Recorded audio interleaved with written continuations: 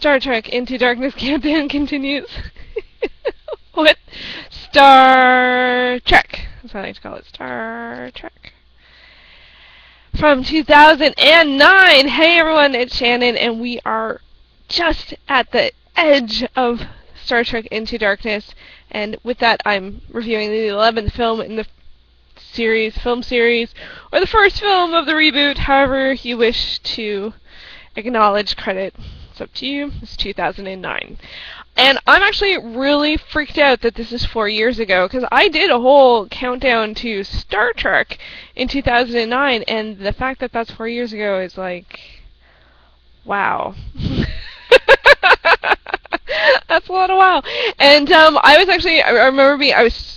excited and a little hesitant. I am with remakes.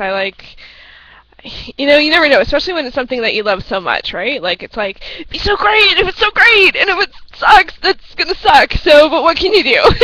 So one of the reasons why I do countdowns is I do not like to watch trailers. I do not like to see spoilers. This week is gonna be hell, because it's just every commercial, every poster, everything is just everywhere, and I'm really trying to avoid things. It's just like more pictures, more images, it's just like everywhere. It's one of the reasons I do marathons. I like to be actively engaged in the world, but not in what's going to happen, because I want to see what's on the screen when what's on the screen comes on the screen. Ironically, that was kind of weird, because I did that for Star Trek, and it turns out you didn't really have to. Like, I put all that effort into it, and I didn't watch anything. I'm happy I did it, but the marketing of the film was very good, and they actually didn't give anything away. I have no idea if that's the case with the next one. I don't want to know. I will see it when it comes out, and I will enjoy it. I pick up on things very easily, so I can see one image and be like, and know the end of the movie. It's so annoying.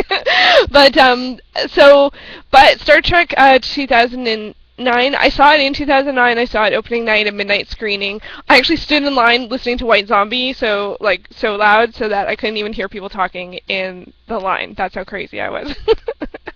And it was amazing. It's one of those movies that I can watch. I've watched it a lot, but when I rewatch it, there's still things that I sort of like. It's funny, I don't always remember the plot that much.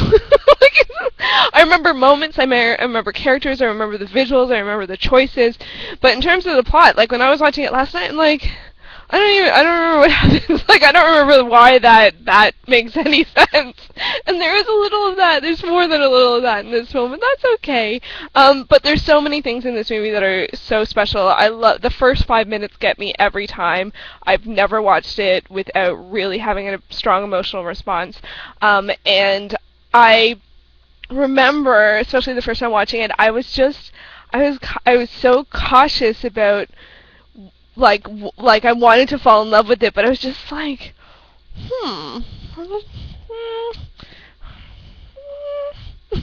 familiar, but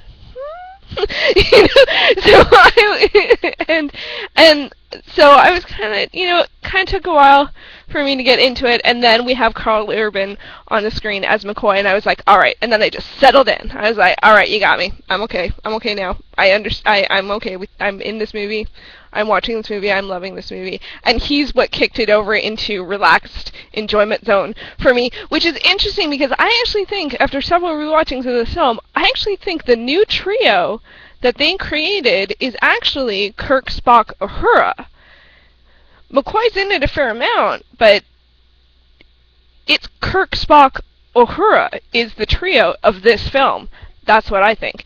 And McCoy, like Bones and Scotty and Chekhov and Sulu are in it, of course, but not in with as much story elements, I guess we can say. And I thought that was an interesting choice. I do have some.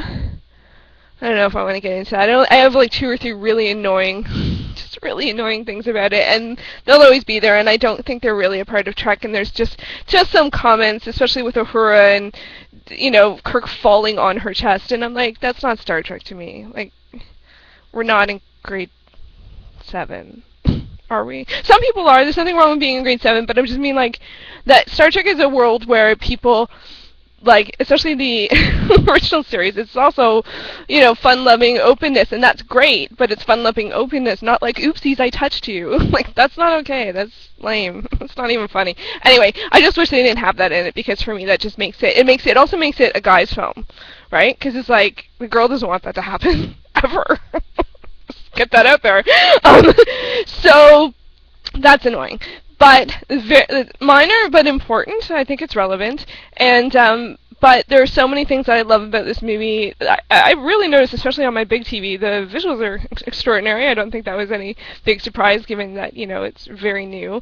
Also, the cleverness that they use in this film, I think, for me was really the big thing. The way it actually can bring in a new audience who has no knowledge of Star Trek, and not only acknowledges but also honors fans of the original series and films. That was genius. How they did that, like, it's also from a marketing perspective, it's brilliant, because you just doubled the possible audience, like, really doubled it. So, and I appreciated it, and I'm okay with reinterpretations. In film, we can get so crazy about certain things, but, sorry, my cat is just, like, precariously walking on things. In film, we can get really attached to how characters and moments in films are depicted, so reboots are kind of like, we get all like, ugh. But if you think of classic, now he's knocking stuff over, you think of classic, stories, if you think of Shakespeare, like, how many times have those stories been told? So I'm very open to reinterpretations, but, I try and think of them separate, and somehow with this film they found sort of the magic in between. I also really love the use of sound, or actually more specifically the use of quiet in this film. It's a brave choice, and it really works, and it works in a theater if you have an attentive audience, not an annoying audience. So I had a good audience when I saw it, and of course when you're at home, because then you get to create your own environment, so that's always awesome. If I was going to be particular and cynical and critical and whatever, there were a few things I could pick out, like how the Romulans looked. Never seen Romulans with tattoos. And brutish and big. Really? Have you watched any of them? Like, they're, like the long scheming, analytical, kind of more race, and actually if you look at Nemesis, though, the Romulans are a little more badass, but I had issues with Nemesis. So you could go there. The whole Red Matter thing, you could go there. And if you think too hard, I'm sure you can come up with plot holes and all that, whatever. But I don't really care. Like, I think it's clever, and that gets me over the bump of, like, the ridiculousness. And I just sort of enjoy it as a new thing. For me, the only thing that I did find was sort of like, was the casting of, and there's not much you can do about this, but the casting of Sarek. I really love Mark Leonard, who played Sarek in any other incarnation, I believe. I don't know, actually the original series, I don't know if there's, I don't think he played him, but he just, for me, he really is Sarek, so that, but he passed away in 96, so there's not, you can't do anything about that. So, but I did, like, when I saw the Sarek on the screen, I wasn't really feeling Sarek, and that kind of works too, but, Anyway, in general, I love this movie. I can watch it over and over again, without question. The action is fun, the lines are fun, the casting is great. I'm just, like, everyone is great who plays the main characters, and, of course, Chris Hemsworth was awesome as well. Like, he just gets me. I almost don't see him as him. I see him as that character, and then when I see him in other films, I see him as Chris Hemsworth, so it's really weird. Yeah, so Star Trek, I loved it. I feel like I hinted on the negative a little bit more than I meant to, because I don't want to spoil too much of it, because if you haven't seen it, go see it. It's such a great, fun action adventure film. There's lots of amazing things, and I don't know how J.J. Abrams actually really pulled that off, and like, it's just like, wow. Of course, now we'll see other people trying to do the same thing, and it may or may not work as well. So that's Star Trek 2009. Woohoo! It was definitely one of my favorite films that year, and everyone in my family got it for Christmas.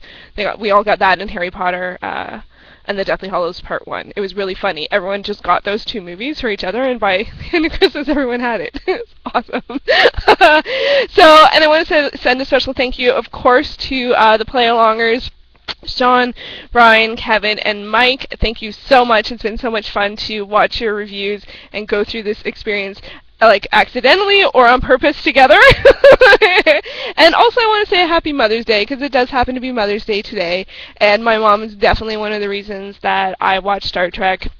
Without question, she watched the original series all the time, so it was always on, and I have lots of good memories of watching it, even though I was scared of the original series, totally scared.